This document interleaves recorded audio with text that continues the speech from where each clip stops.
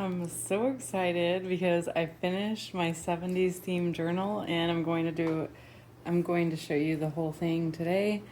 It's kind of hard to show it laying flat, so I figured I would sort of show you the tassel I made here, and I just attached with a bulb pin this little butterfly, and then a wooden mushroom with velvet, and then I added these little details here. So this is what the outside looks like. It's a repurposed vintage binder, and the cover took the longest because I wanted to show these visible stitch lines, so I just added a little bit of glue to keep everything in place. Then I took it to my sewing machine and stitched everything together. And why I absolutely love, oh yes, and then on the back, this has a nice textured, very 70s colored yellow woven through there. And why I love binder journals is because they're totally customizable. So once you're done with how it is, like, you can switch out the pages and keep using it. So I I am a little tempted to keep this one. This is my favorite journal I've made so far. Let's look at the inside. I am so sorry. Again, I am making a video and my loud dishwasher is in the background, but it takes like 3 hours to run that eco-efficient thing, so hopefully it's not too loud. Okay, so I just flipped that up and let's get into the inside here. Okay, this was just a little personal note, so a reminder to myself of how many. Let me show you really quick what I'm talking about there. So other than this one, which has two, this is the order I did for the line pages. So I did this like notes pages, which was original to the binder. Then I added these blue ones, and this grid one was original to the binder too. So I just alternated like those three in between lots of the other stuff that I added in. So I'll skip over the line pages and I'll show you everything else, but there are 52 total of those lined and grid pages combined.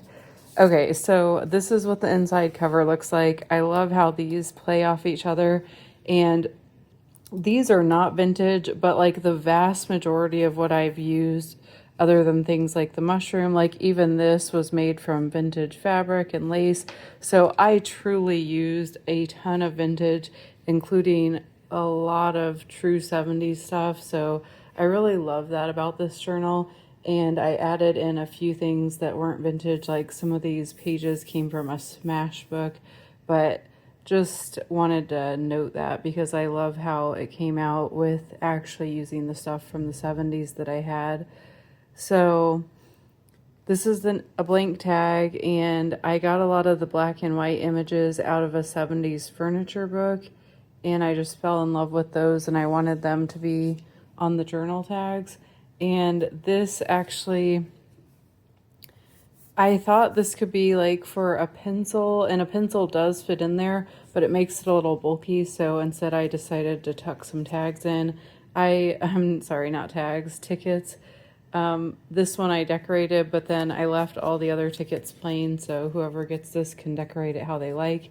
And that's sort of the style of journal I'm doing lately, is leaving it very much open to the person to, leaving it very much open for whoever gets the journal to add their own personal touches. So like, I start the designs, but you can add far more to them. So here we have fabric with a newspaper lady. All the newspaper images are from 1975 to 1979.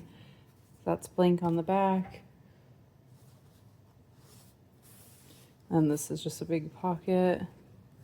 And we'll skip over those line pages like I was saying. I added some tabs here. Just show you, since you're not really gonna notice those, I guess. Like, here's one of them. And pocket with some journal cards. Again, I love the furniture from then. And I don't know, is this what gas actually cost back then, or was this just like a fun ad? I don't know, but I included it. And this is how much cards used to cost back then. So I just think those little details add a lot to it.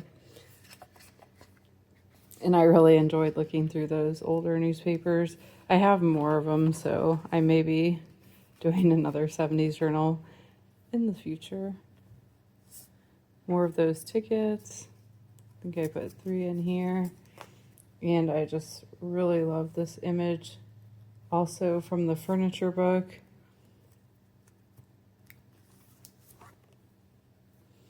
This one I decided to leave the tags totally blank.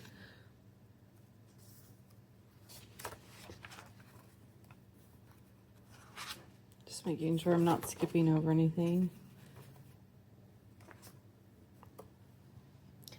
Here we've got a pretty large pocket with some journal cards.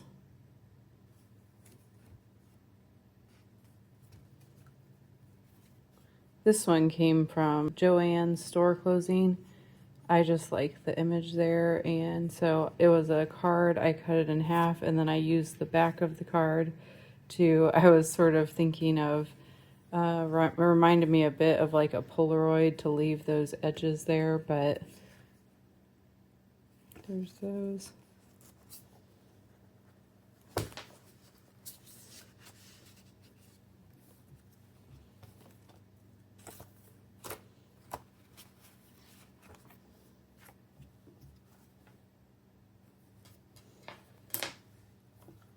Oh, I forgot to say this because I think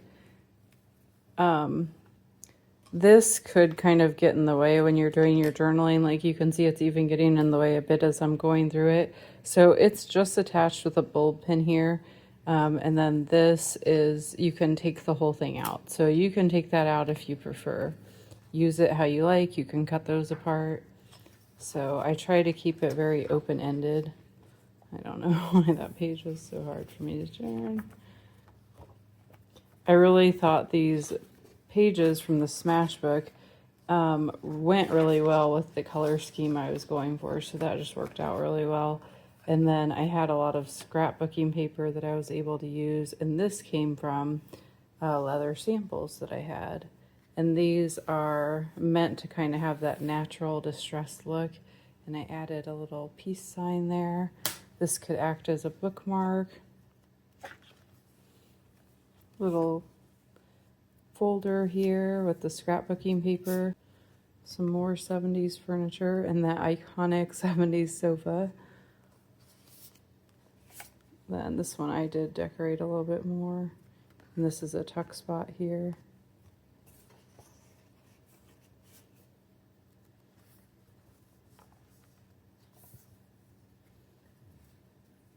Little fabric tab.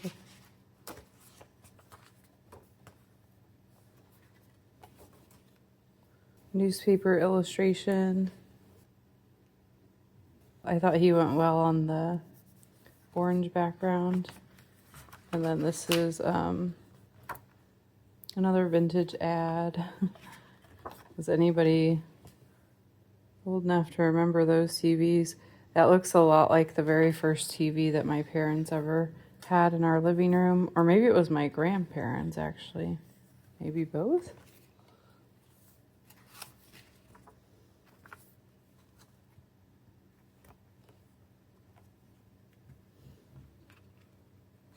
Some more blank tags. Then I just love how this image and the scrapbook paper really play well off each other.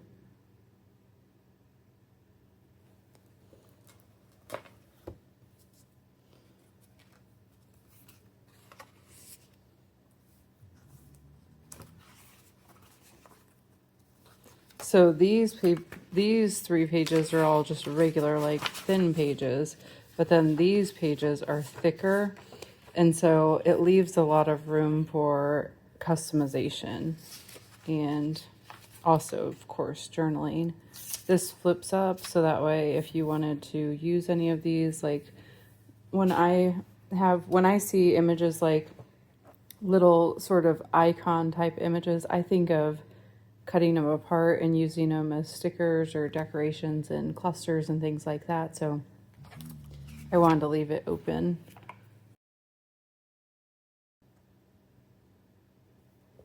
I was really drawn to that image. So many of the images from that book I loved. I had to kind of narrow it down to my favorites. I like how these colors play off each other. So modern, also from Joanne, but it went really well with the theme. And then this beautiful vintage lace. Oh, a little mini pocket. I didn't stick anything in there. I think I forgot it was there. It's kind of awkward because I'm like to the right of this, so I'm kind of struggling to flip the pages, but if I was standing right over it, wouldn't be an issue. Camera's in my way. So here's a pocket, and then I added these little newspaper clippings in that I liked.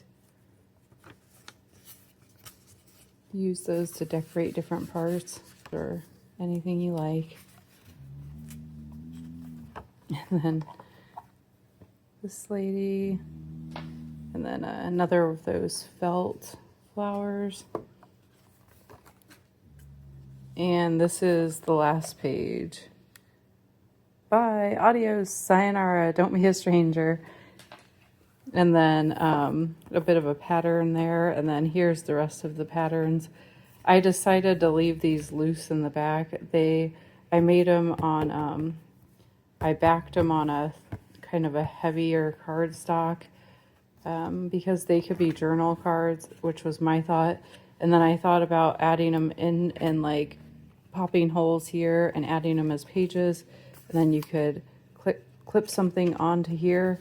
But I decided I wasn't sure if I wanted to poke the holes in them, so I would let whoever gets this journal decide what they want to do. But I fell in love with these 70s pattern images, 60s, 70s, somewhere in that areas. But yeah, love those. And this is the last page. More of that velvet trim. I'm a texture person, so I like to add texture when I can. So I figured I would just kind of tuck those in the back, and whoever gets this can decide how they want to use those. And there is one more thing. Let me grab it. So scooch this up. So I have a pretty thick envelope here full of, and I just labeled it offcuts and extras. So I included offcuts I had from fabric and the scrapbooking paper and such, but then I included a few extras I had of things that I wanted to include in the journal, but I just didn't end up getting around to putting them in. So I figured whoever gets this could sort of add in any of these. They could use it to like decorate if they wanted. And so yeah, there's just more of that, and could be like a little surprise extra bonus for whoever purchases this journal. So that's it. Thank you so much for watching. Let me know what you think of this journal, and I hope to be back with another project soon. Peace.